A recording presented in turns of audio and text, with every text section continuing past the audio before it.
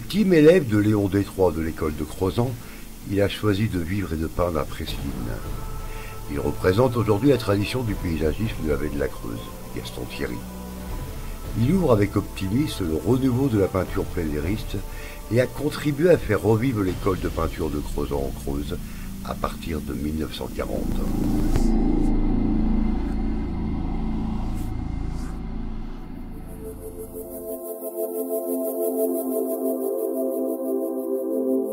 Gaston Thierry avait rencontré Léon Détroit à Presline dès 1940.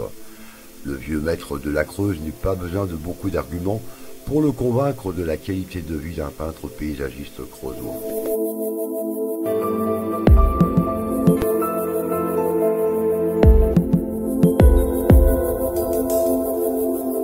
On dit que c'est le continuateur de l'école de Crozant. Il avait fait cette galerie et il avait installé tout ça dans les années 60 et on l'a conservé, bien sûr, dans l'état, y compris l'atelier, y compris le haut, y compris tout.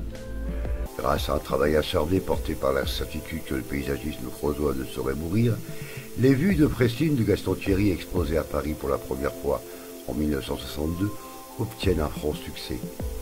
Cette réussite, en stoppant la longue traversée du désert consécutive au déclin de l'école de Crozant, a heureusement contribué au regain de la peinture de plein air. Moi, je me suis élevé ici pendant toutes mes vacances, bien que n'étant pas natif de Presline, mais ma mère était de Presline, et donc on passait toute notre enfance des vacances à Presline. D'ailleurs, c'est lui qui m'a donné le goût de la peinture, puisque je peins en amateur, mais j'ai peint toute ma vie aussi.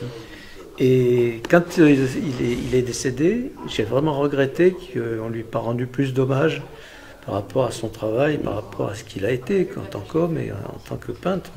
Marc Pigronier, son ami de toujours, a mis 3 ans pour façonner un ouvrage largement illustré de 335 pages sur Gaston Thierry.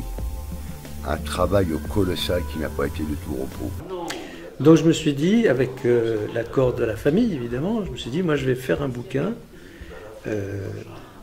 Mon idée c'était de faire un catalogue raisonné, hein, c'est-à-dire expliquer sur toute la carrière de Gaston les influences de départ, l'évolution de sa palette, de sa technique, etc. Voilà ce que j'ai fait, et ce bouquin il est riche de 500 photos, reproductions, ce qui était un challenge de retrouver toutes les époques surtout, hein. Une sorte d'hommage et puis d'hommage amical aussi. Hein. Le plus dur, c'était de récupérer toutes les œuvres, il y en a plus de 4000. Certaines de ces premières étaient dispersées un peu partout.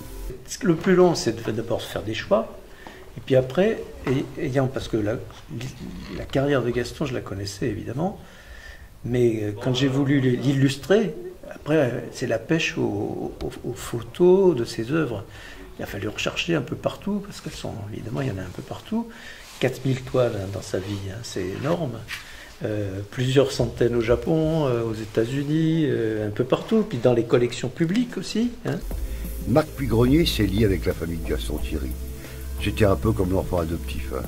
Pour écrire son livre, il s'est appuyé sur Gisèle Thierry, la fille du peintre, et de son mari, Robert Sourin, qui lui ont ouvert les portes de l'atelier de Gaston Presline.